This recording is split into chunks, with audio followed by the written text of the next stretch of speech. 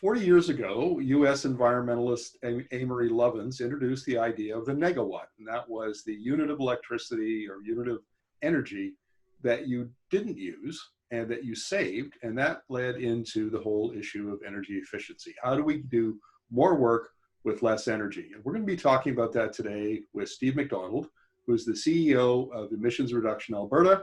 The Alberta government has just announced that it will be folding the activities of the Energy Efficiency Alberta into ERA, and we want to talk to him about that today. So welcome to the interview, Steve. Good morning, Mark.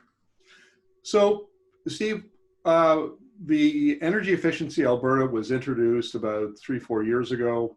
It's been a little bit controversial, but this is one of the things I think that Alberta has been late to the game, but has done a good job since it was introduced. What changes will we see as ERA takes over Energy Efficiency Alberta?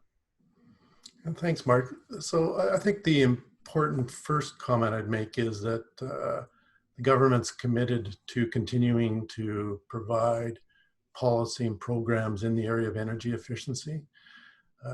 Energy efficiency is part of any thoughtful and comprehensive climate strategy. It's the doing the same things better. It's cutting costs and cutting carbon in the near term with existing technologies. So it makes good sense to continue work in that effort, in that area. Energy Efficiency Alberta has had a great track record, many successes, delivered some great outcomes.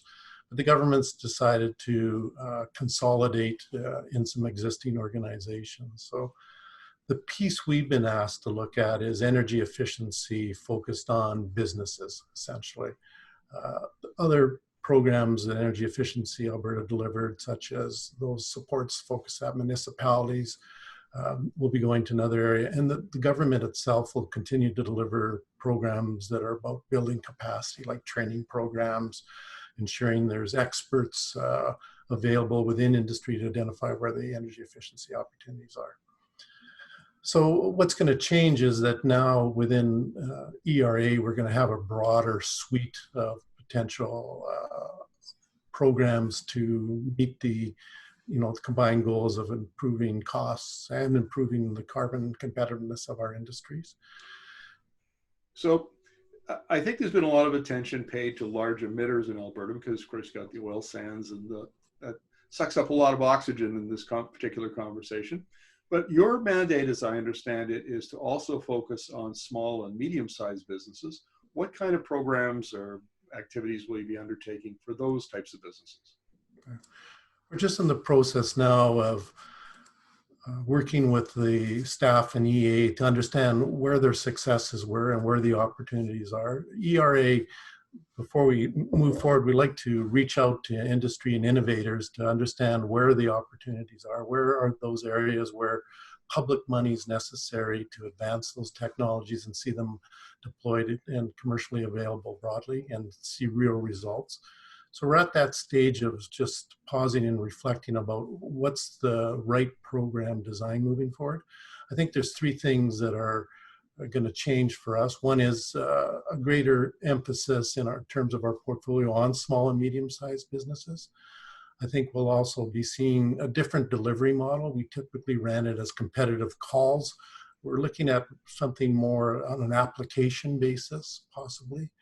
And the third thing is that ERA's core mandate is really to identify and accelerate technologies that are not yet fully commercialized. We de-risk them, allow them to scale up and prove themselves. What we're exploring right now is there an opportunity to actually focus a bit more on the deployment side. So these technologies are available, but they need some public support to allow them to be rapidly deployed.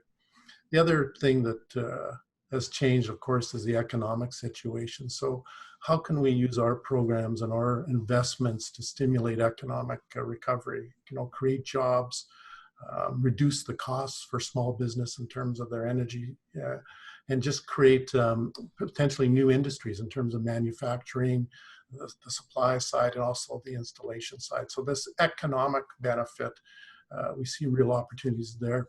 And the good news is also a significant return on the environmental side. Well, this will be the last question, Steve, but I'm really interested in that idea of using public money strategically so you not only cut GHG emissions, but you also stimulate the development of new industries and technologies and supply chains and that sort of thing. Is there much of an opportunity here? Yeah. Well, I think we've seen over the last 3 or 4 months that the role of public money has really been elevated. Uh, the economic circumstances has really made it challenging for companies to access capital. The conserving cash is paramount.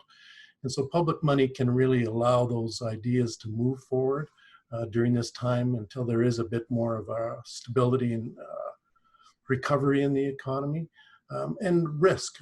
By using public dollars, we help share the risk and allow those ideas to sort of get over that hurdle of, they're not proven yet, or the economics aren't quite right. So we can actually accelerate good ideas and see, jobs that otherwise wouldn't be there, businesses that otherwise wouldn't be there, and actually give those small companies the opportunity to reduce costs in the long term and become more competitive on both their cost model, but also on their carbon model. Because the other reality is that ESG won't be going away because of this.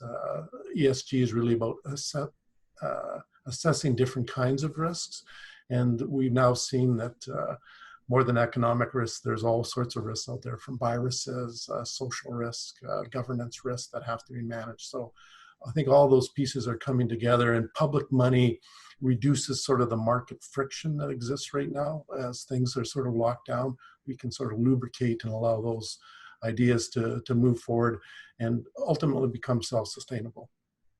Well, ERA does great work around introducing new technologies and bringing and stimulating innovation in Alberta and in the energy industry broadly within Canada. So continue the good work, and we'll look forward to chatting with you about some of those other projects in the future. Thanks so much, Mark. Great talking to you again.